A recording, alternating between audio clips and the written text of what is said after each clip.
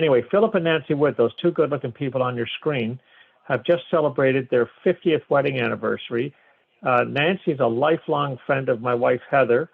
Nancy was in Congo when Heather went over there for to meet, to do a one-year missionaries replacement teacher. Nancy greeted her at the Entebbe airport waving a big scarf, and that's still a special story for Heather.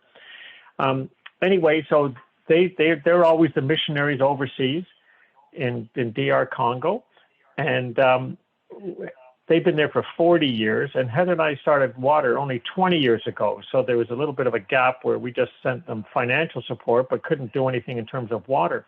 And once we got involved with water, for 10 years, the only thing we knew was drilling and repairing wells.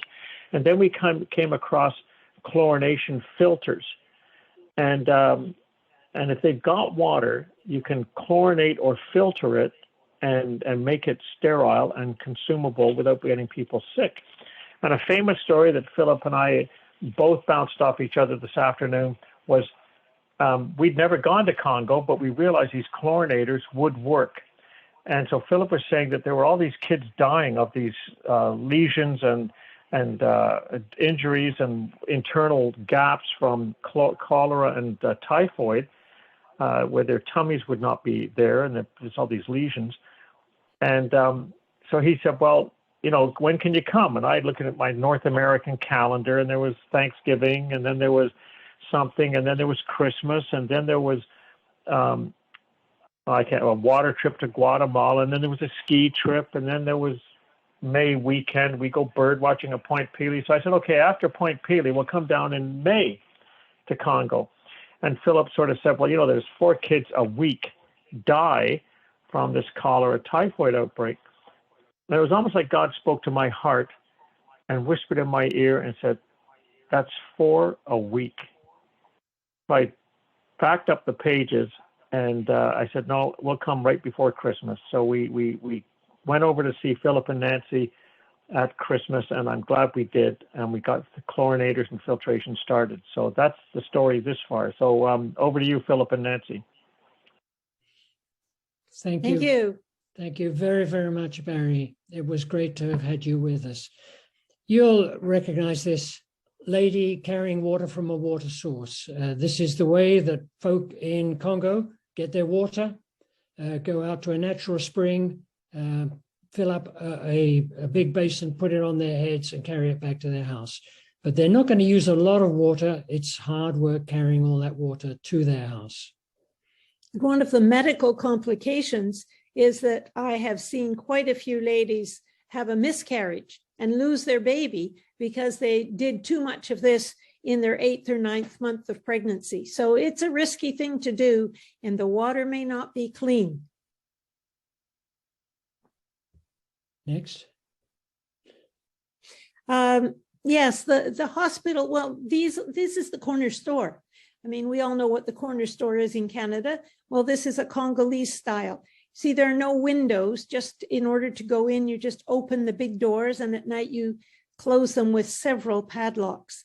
There's some fruit and vegetables there, which is great.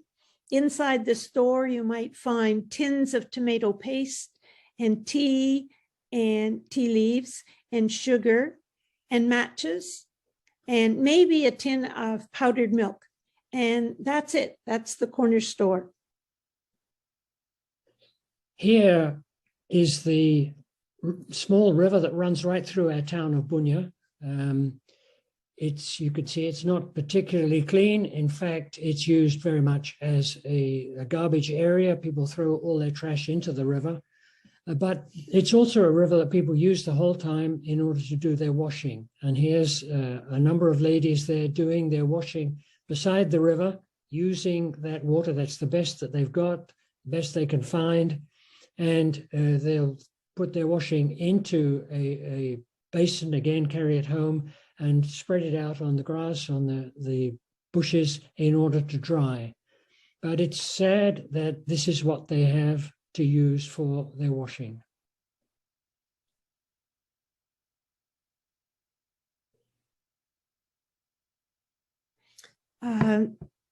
So water running into your house is is a luxury that very few in the population have. A few in the center of the city do have it if something comes out the pipe. But in much of the city, there are a few wells or just tap outlets from the city supply of water. And children and women line up hour after hour to fill these. And they're 20 liters each, that's 20 kilos. And carrying those home is one of the experiences that I have seen provoke early delivery and sometimes the loss of the baby's life. So each of these yellow plastic containers belongs to somebody or other who's grouped around the well at the moment, watching everybody else get their bidon filled. But as the empties fill up with water, then people come and retrieve the next one in line, which may be theirs, and they can go and fill that up as well. So the bidons keeps your place in the line.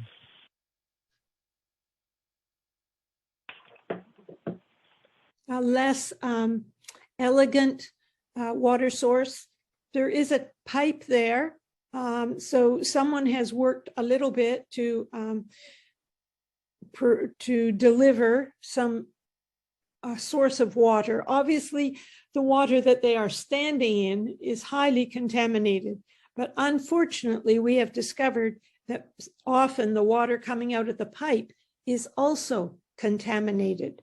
And the one near our hospital was the most contaminated of 18 that were tested one year. So water can seep in from behind that small little dam there where the pipe is going through. Behind that little dam, the whole area needs to be filled with dirt and sand. It needs to be protected from rainwater so that rainwater can't wash that fill away. And then this water might possibly be a lot cleaner than it is at the moment. So I think the next picture shows a water source that has been improved. It's got a nice cement floor. This lady is not standing in dirty water, and she's collecting reasonably clean water. So you can see all the grass behind the little dam that they've built. And above that, there will be drainage ditches to keep the rainwater away so that rainwater and other waters cannot come and contaminate this water. This is a pretty good solution to people's water needs, but there are better ways. And they still have to carry it home. They do. And it weighs 20 liters. It's heavy. We really enjoyed Barry and Heather's visit with us. We worked them to the bone.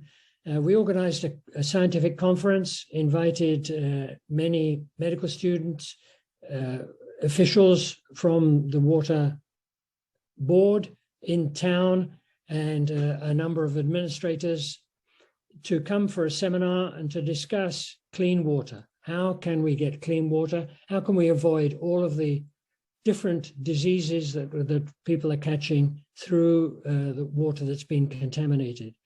And it was a very, very worthwhile time. We had some excellent questions from the audience at the end of it. Can I jump in here? Barry?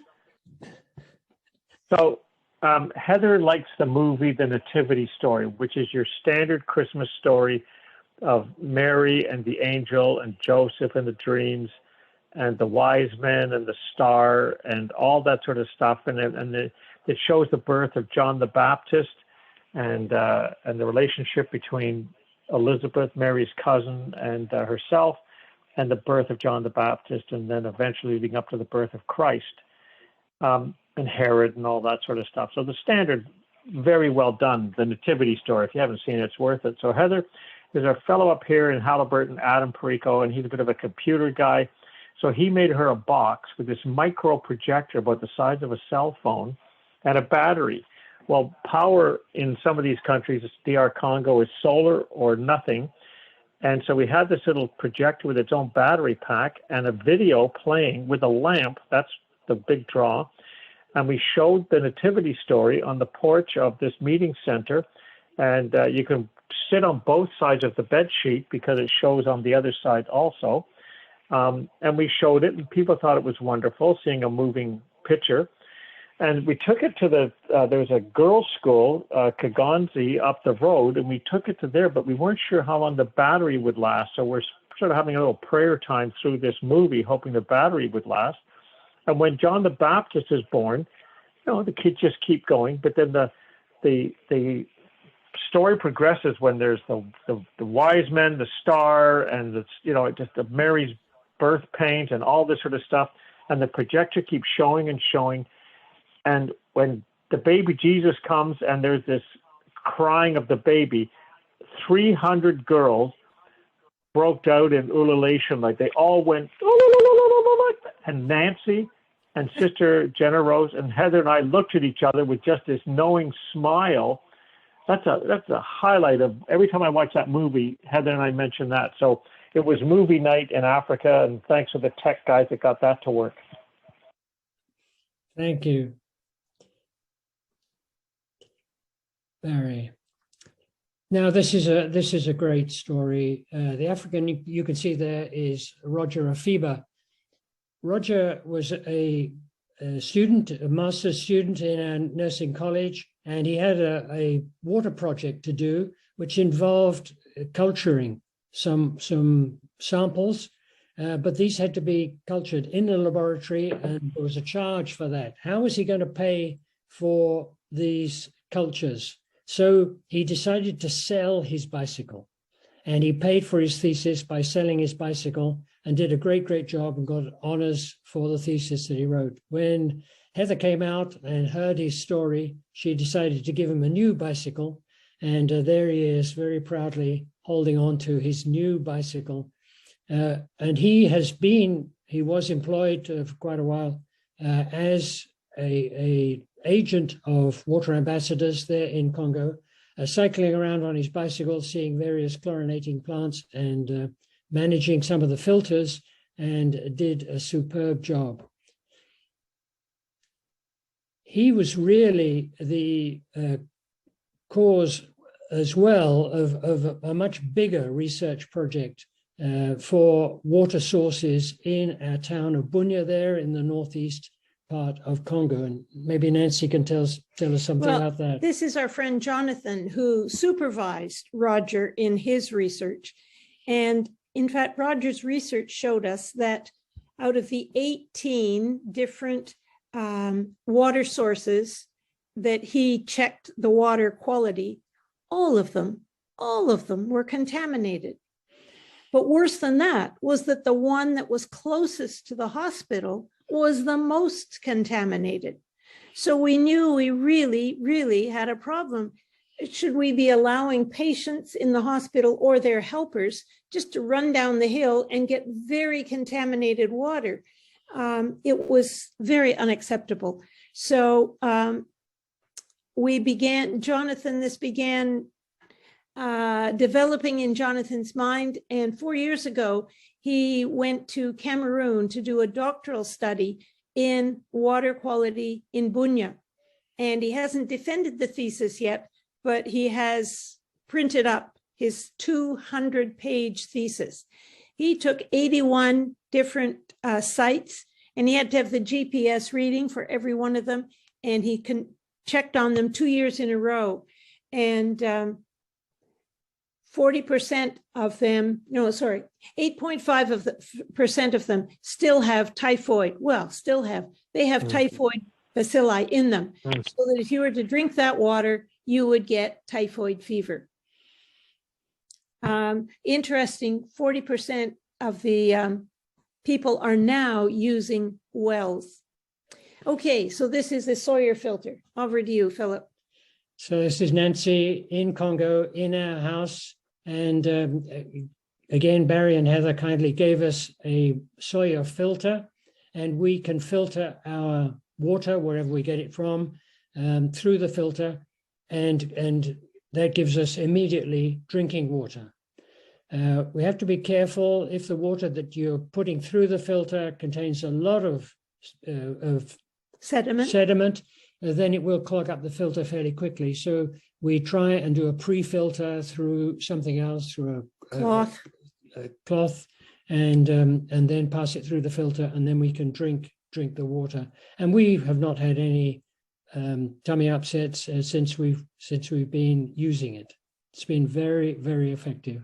We gave one filter, like, yes, this is another example. Janine is our colleague, and it's absolutely necessary. Fortunately, the training has been there for a long time that you should wash your hands before you eat.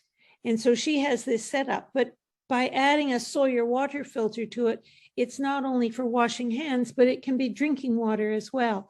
And people who look after their filter very well, we can make it last for up to 5 years at least.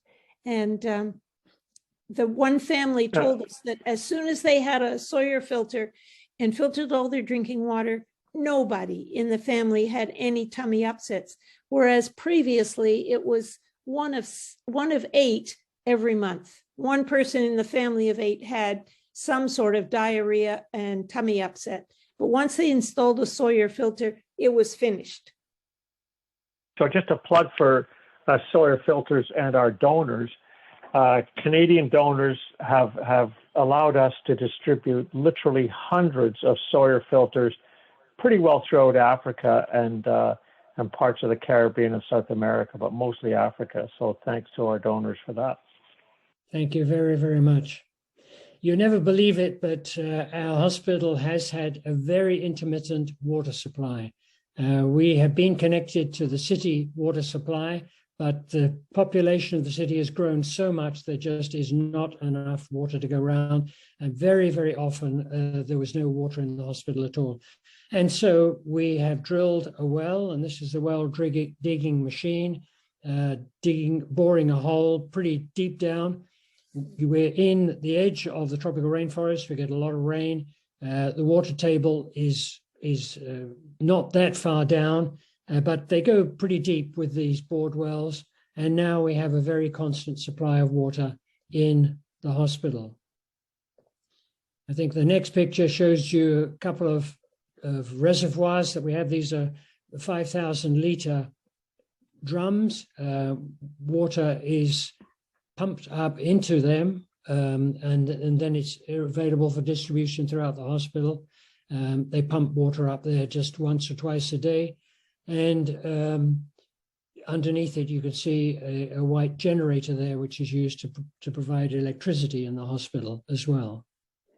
And some of the water is directed to a chlorinator, which makes sure that it's drinking quality. And there's one fellow whom Barry will remember called Isaac. And when the water has passed through the chlorinator and is ready for distribution, he goes around the whole hospital telling people that there's clean water for drinking, and will they please come and get their clean water for drinking. So it's encouraging to see his enthusiasm. This was another water project that we were involved in, putting in a manual pump. And this was on the edge of a refugee camp or displaced persons camp, where there was a big demand for water and there just wasn't enough water to go around. So this is actually a hand-dug well on the top of which we put a thick cement slab, and then the pump on top of that. There is a channel around the well there. You could see some water in it, and hopefully that means that surface water is not going to get down into the well, and the water that's pumped up should be clean and drinkable. So this is Robert, who actually did most of the digging, trying out his final product. So I'm going to jump in here, if I may. So there's a place in Louisville, Kentucky called WaterStep.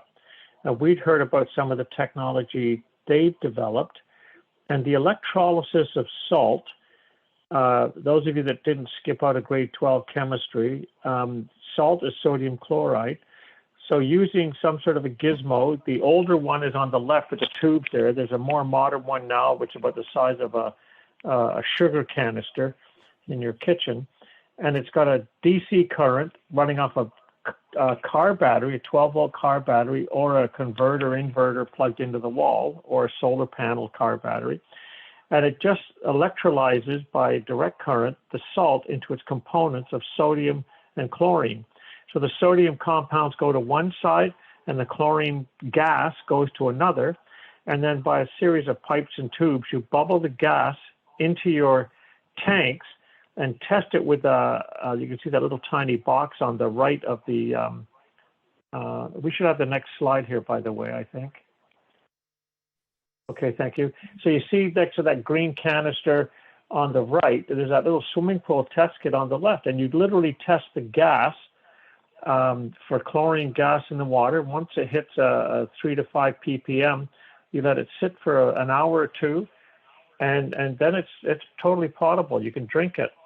And the leftover chlorine, another benefit is you've now got high quality, high concentrated chlorine water, which you can use to wipe down counters in hospitals, sterilize instruments, and wash clothing. So none of it's wasted. And even if you're a soap maker, you can use the sodium compound on the left of the tubes hanging on the machine to start making soap, but I don't think that's too popular. It's more the chlorine. It works. I mean, we've also, thank you donors, set these up all over the world. They're very handy disaster relief. We were pretty active in Haiti after the earthquake, that all people had to do was set up a tank somewhere, and then the water people go around with a motorcycle with the chlorinator on the back of their motorbike with a battery, chlorinate the water in the big tank, tell the folks, wait 2 hours, we'll see you on Thursday, and then take the motorcycle and the chlorinator to the next one. So chlorination for emergencies, I mean, and regular use that we've got with Philip and Nancy. And I think we have about a dozen of these working in Bunyan now under the supervision of Philip and Nancy and their staff. So this is actually at a girls' school, Kigonzi Girls' School. It's a Catholic school. You can see the Catholic sisters who are there in the staff, the hostel, and in school teachers as well. And they were very pleased to receive this gift of a chlorinator and to enable their students to have clean drinking water. Sister Genevieve there that Barry will recognize with a lovely smile on her face. Mm-hmm. And we asked them about whether the girls got sick or not. And they said, yes, they do get typhoid fever pretty often, they said, and we treat it. And then in a couple of months, they get typhoid fever again. Well, if you're drinking contaminated water, that is the result. And this school depends on a different water supply, a different part of the city. And everyone prior to our research said that, but the Ngongo water, that's clean and pure. We're okay, we're safe. But this school depended on Ngongo water, and the girls kept on getting sick with typhoid fever. So we put in a chlorinator, and voila, they stopped getting typhoid fever. So and not very far away, there's a boys' school, boarding school, and they got one as well. So it's really improved the health and well-being of those students. This is the result of one major complication of typhoid fever, perforated intestines, and this young fellow has had an abdominal operation to close the perforation to clean out the infection in his tummy, and he's recovering. This complication is quite rare. It occurs in about 1 in 100 cases of typhoid fever. It occurs particularly, of course, where typhoid's not been diagnosed quickly, where treatment has not started urgently.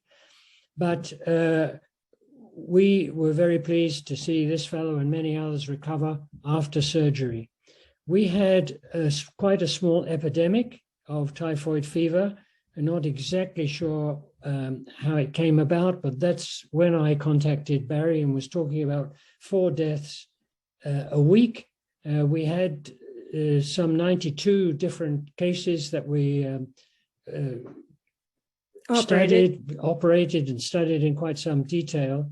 But this fellow is making a great recovery, and we'll take that tube out of his nose very soon. He'll be able to go home very soon, a nasty complication just of drinking infected water. There's the team, the real team, Barry and Heather. And beside Barry is Jonathan, and beside Heather is Roger. And they were a great powerhouse for getting things done. And Jonathan is the one who is waiting to defend his doctoral thesis on water one of these days in Yaoundé, Cameroon. I hope all of you Canadians can recognize the French there. Water is life. And then you've got the same thing in Swahili, maji ni uzima. Water is life. So that's our story. Thank you so very, very much for listening. This is, again, photograph taken actually just in Congo, but just before our 50th wedding anniversary. That's wonderful. Thank you very much for telling your story. We've our Making Waves series that we've been having. It's been quite, honestly, it's been incredible meeting everybody. Everybody has their own unique story. And the fact that we are able to help support. Barry's line is always, and obviously the tagline of Water Ambassadors, changing lives with clean water. Speaking about the largest cause of death and disease in the world, and it's the easiest thing to fix. We just got to give them clean water. And you folks just told that story in such a great way. And so thank you for your work, and thank you for very much personifying the work that we do. So thank you.